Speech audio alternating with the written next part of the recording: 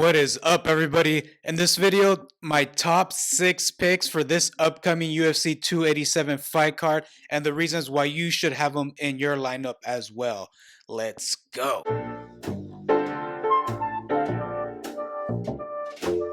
All right, guys, I have the spreadsheet pulled up in front of me.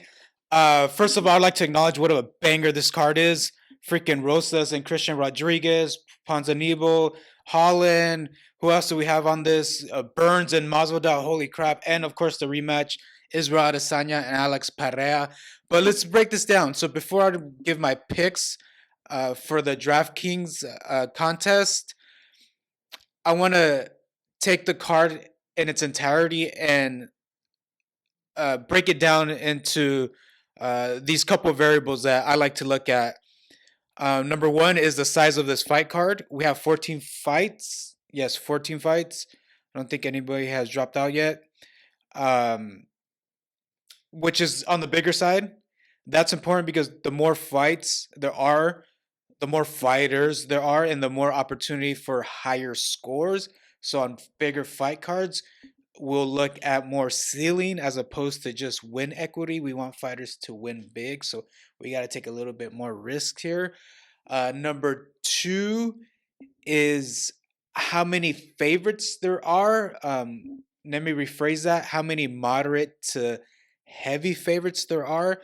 And moderate to heavy, what I consider that is 2-1 favorites and above. That's where this red line is drawn, and it's at Jacqueline Amorim.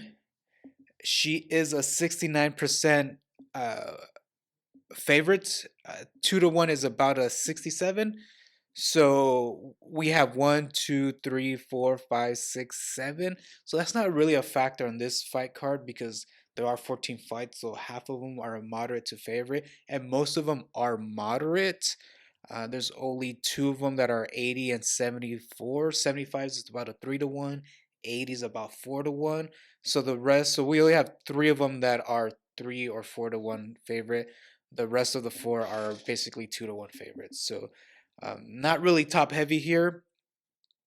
Last factor I like to consider is the inside the distance odds.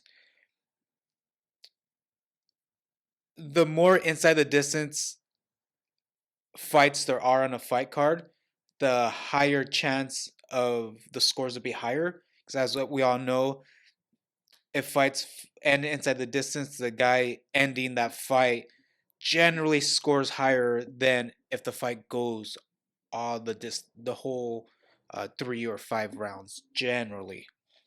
So looking at inside the distance of fights, they're all pretty much expected to finish inside the distance with the exception of 3 fights. So 11 fights are expected to finish inside the distance. What that means is we're going to have some high freaking scoring fights.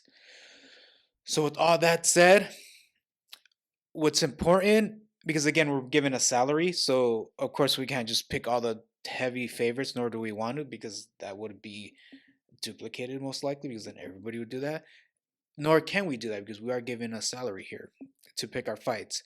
So looking at the fight card, looking at the areas, I like to look at areas. So the mid area, I don't see the potential in Gaslam's ceiling in this position here. So I would take the uh, look at the middle with the exception of Gaslam. So Adesanya and up.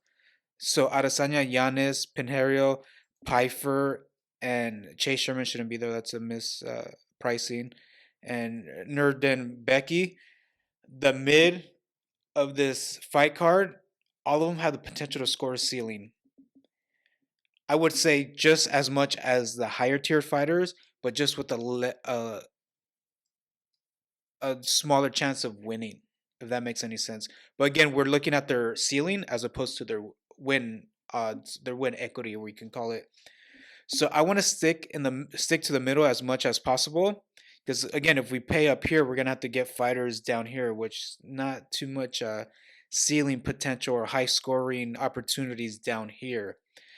So the first pick I have is Adrian Yanez. He has 4 knockouts in his last 5 fights. He has a 43.48% inside the distance percentage, 20 basically a 27% round one equity, which is really good considering the other fights and this price range. And the only thing that makes me hesitant of picking Giannis is Rob Font did survive 5 rounds with Chito, even though Chito did hurt him several times and was close to finishing him. He did survive those 5 damn rounds with Chito. That does make me hesitant. But we haven't seen uh, too much of Giannis. So far, he does seem like a damn killer. So maybe Giannis is going to change this year. At least Vegas thinks so.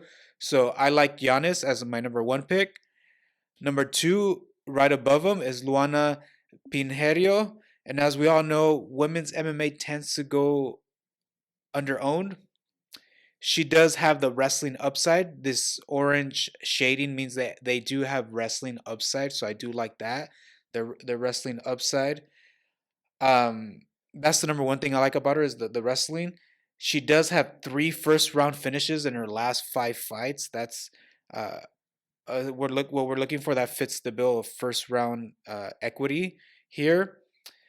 Um, and she does fit this mid area. We're trying to fit in as many of these as we can possibly can. Of course, we're not gonna be able to fit all of them. We are gonna have to go down to the underdogs, but we'll get to that in a bit. So our number 3 pick is Joe Pyfer. I believe this fight between Joe Pyfer and Gerald Meerschaert is the most important because it's the most likely to finish inside the distance at negative 325. So you definitely want to get to either side of this in your lineups. And he does fit the bill of being here in the mid of the fight uh, card. He does have the highest inside the distance percentage at 56.52%. He has 4 KOs in the last 5 fights. He's a knockout artist. That's what we're looking for here. Knockouts, preferably in the first round, which he has the highest first round equity at 40%. And he's going to be highly owned, so we're going to have to find ways to get different. But that doesn't mean we should ignore him just because he's highly owned. We'll get a little creative and fitting him in our lineups. Number 4 is Jacqueline Amarim. It starts getting a little more difficult when we're getting above the 9,000 and above to fit these high ceiling fighters in one lineup.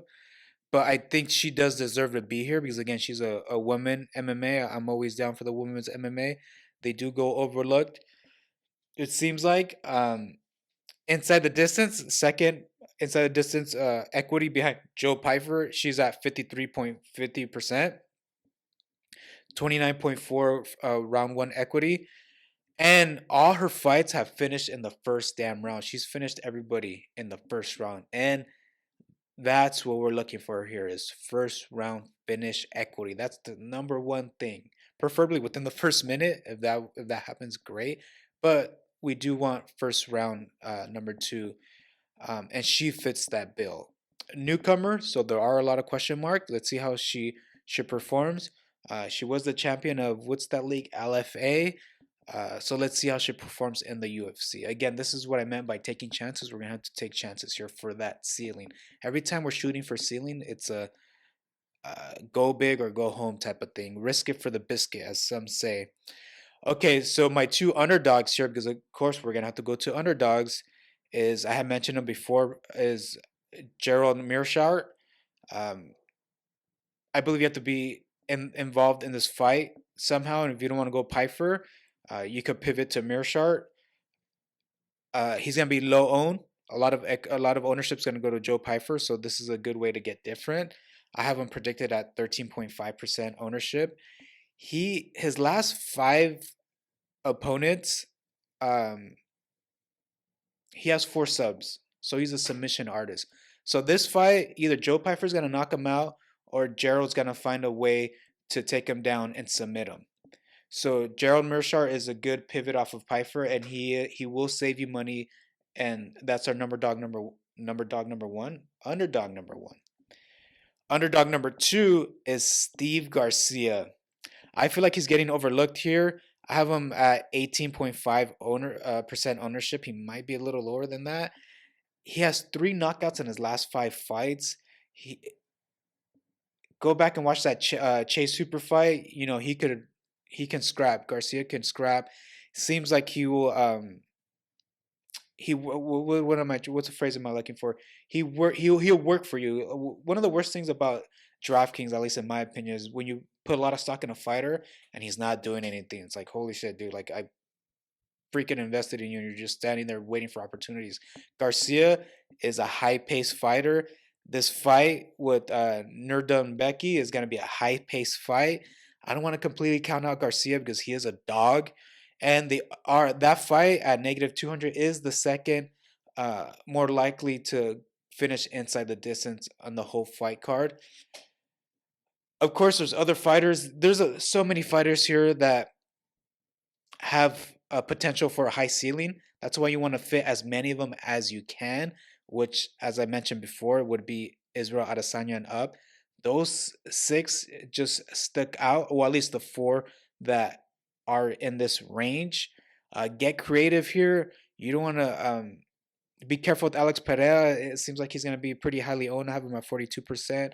Of course, have some Carl Williams. You know, he has a high ceiling with wrestling upside, good inside the distance equity too. The only thing I would tell everybody to be aware of when you're going 9,000 above, especially as you're getting to 9,400, 9,500, is in order for them to be optimal, there's gonna have to be some fighters down here that not only win but score pretty decent. We're not if you have a Calvillo and she wins a decision at 75 points and you needed her because you spent up at Carl Williams and you needed some fighters down here in the dumpster, as I would call it.